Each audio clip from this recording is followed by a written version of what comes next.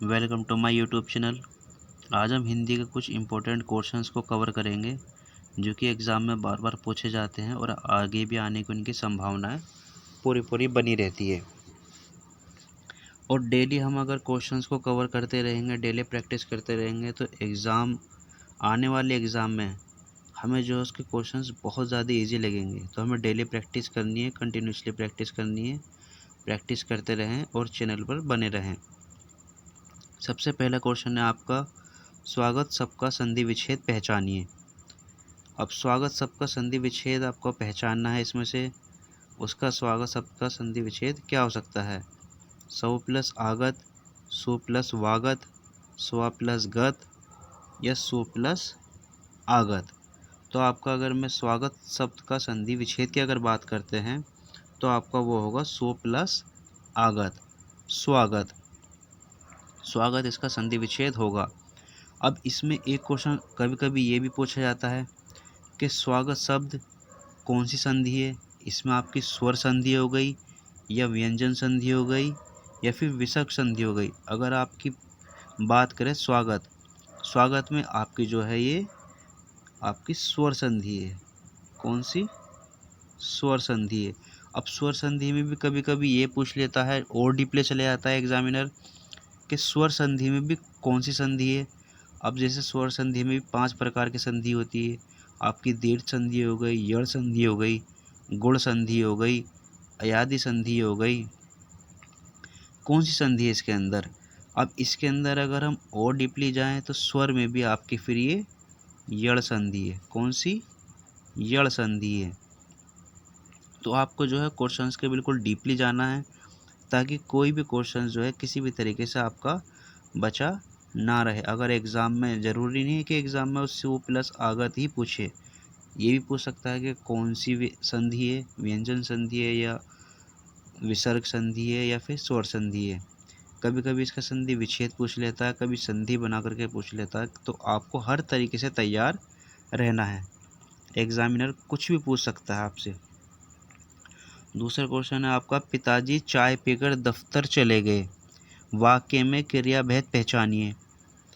तो पिताजी चाय पीकर दफ्तर चले गए, तो पूर्वकालिक क्रिया है या प्रेरणार्थ क्रिया है, संयुक्त क्रिया है या नाम धातु क्रिया है?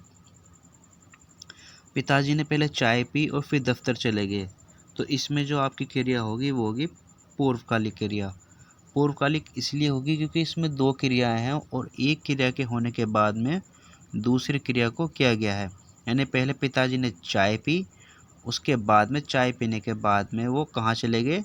दफ्तर चले गए। जब एक क्रिया होने के बाद में दूसरी क्रिया की जाए तो वहाँ पर हमारी पूर्वकालिक क्रिया होती है। अब इसको नेक्स्ट देख लेते हैं। किस समास में उत्तर पद प्रधान होता है? किस समास में उत्तर पद प्रधान होता है? अव्ययी भाव समास के अंदर, तत्पुरुष समास के अंदर, बहुव्रीहि समास के अंदर या कर्मधारय समास के अंदर? अगर हम उत्तर पद प्रधान की बात करें तो उसमें जो हमारा तत्पुरुष समास जो है, तत्पुरुष समास के अंदर हमारा उत्तर पद जो होता है वो प्रधान होता है। क्या आप ये बता सकते हैं कि अन्य पुरुष प्रधान किसके अंदर होता है इसी में से? अगर हम अन्य पुरुष प्रधान की बात करें वो होता हमारा बहुव्रीहि समास।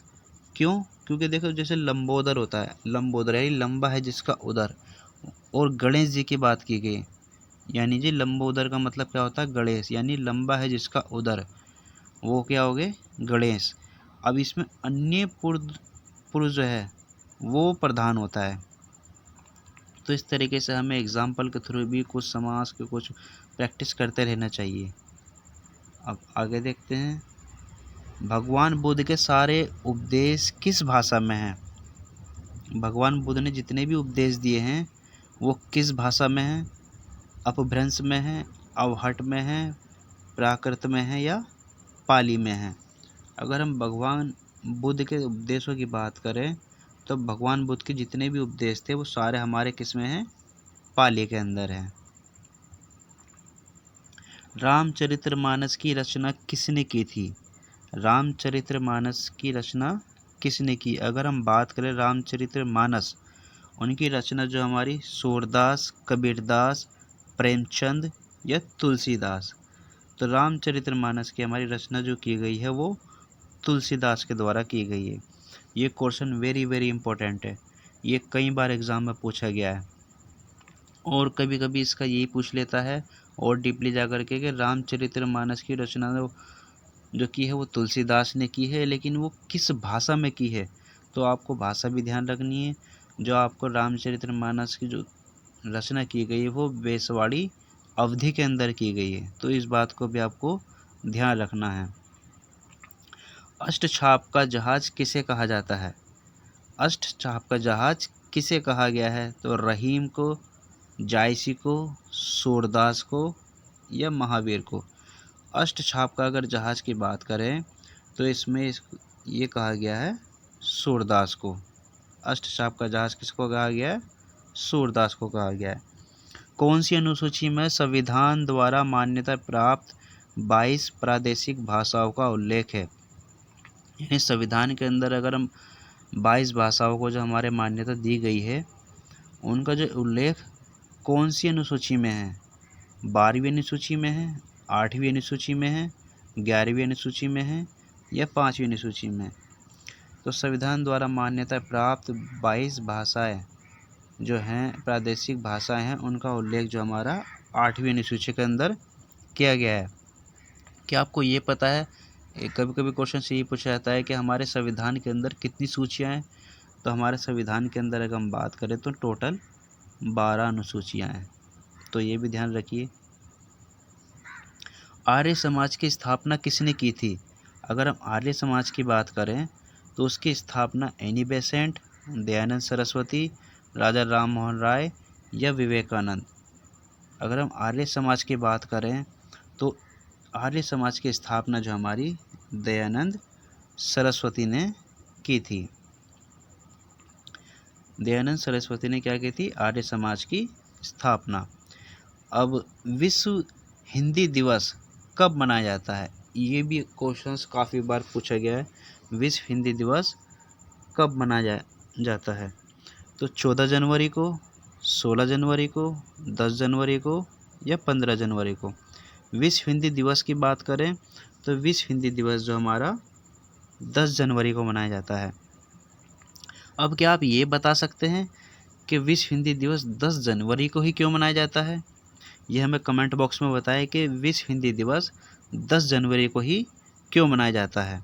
देखते हैं कि आपको ये पता है या नहीं। अगर नहीं पता तो उसको सर्च कीजिए गूगल पे, और सर्च करने के बाद में अपनी नॉलेज भी बढ़ाइए, आपकी नॉलेज भी बढ़ेगी।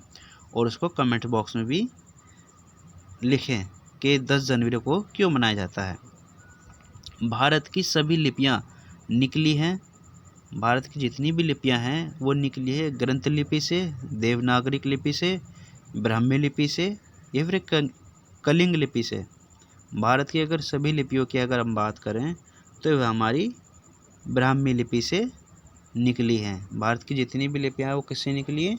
ब्राह्मी लिपि से निकली हैं। तो ये हमारे आज के कुछ 10 इम्पोर्टेंट क्वेश्चंस थे जो एग्ज़ाम में आ भी चुके हैं और आगे भी आने की उनकी संभावना है। तो डेली हम कोशिश करते हैं, डेली हम हिंदी के, इंग्लिश के, साइंस के और ज्योग्राफी, हिस्ट्री के क्वेश्चंस ला रहे हैं। 10-10 क्वेश्चंस रोज़ लाते हैं ताकि आपके एग्ज़ाम तक प्रैक्टिस बहुत अच्छी हो जाए। और 10 क्वेश्चंस में ही हम 15-20 क्वेश्चंस और भी इसके अंदर डीपली कुछ कोशिश करते हैं कि उसकी और भी हम स्टडी कर लें, प्रैक्टिस हमारी ताकि अच्छी हो जाए। एग्ज़ाम में हमारा कोई भी क्वेश्चन ऐसा ना बचे जो हमने ना पढ़ा।